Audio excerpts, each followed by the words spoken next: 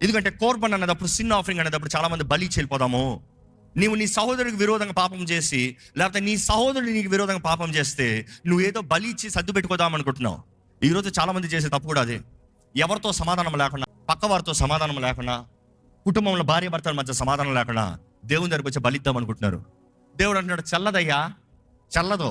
నువ్వు ఏదో బలి ఇస్తే సెటిల్ అయిపోయేది కాదు, నువ్వు వెళ్ళి సమాధానం పడిరా. అందుకని యేసుప్రభు అనేది మాట ఏంటి, నీ బలి తీసుకొచ్చి ఇచ్చే ముందు, ఏ బలి గురించి మాట్లాడుతున్నాడు? కోర్బన్ గురించి. అక్కడ నీ బలి ఇచ్చే ముందు నువ్వేం చేస్తావు, దాన్ని పక్కన పెట్టి బలిపీఠం దగ్గర నువ్వు వెళ్ళి ఏం చేసి రావాలి? సమాధానపడి. నీకు విరోధంగా నీ సహోదరు తప్పు చేసినా కూడా తనతో నువ్వు సమాధానపడు. Because you settling there, you settle before God. Without settling that, don't try to settle here, it's not gonna work.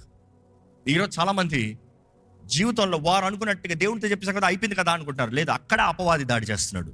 మీ సమాధానాలను పాడు చేస్తూ మీ జీవితంలో తలుపులు తెరబడిన వారిగా మిమ్మల్ని దాడి చేస్తున్నాడు.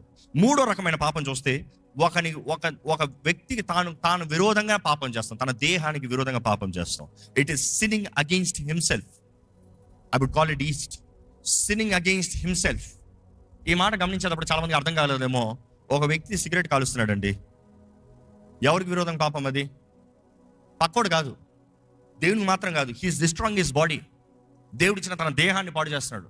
తన ఆశ, తన వాంఛ, తన ఆత్మ ఈజ్ డిస్ట్రాయింగ్ ఇట్.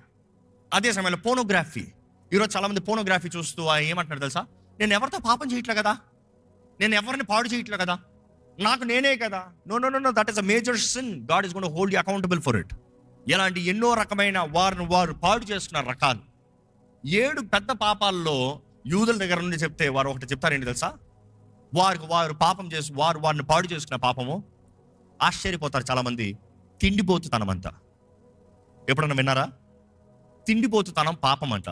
ఎందుకంటే వాక్యం ఎంతో తెలియజేయబడుతుంది, దేర్ ఇస్ నో కంట్రోల్.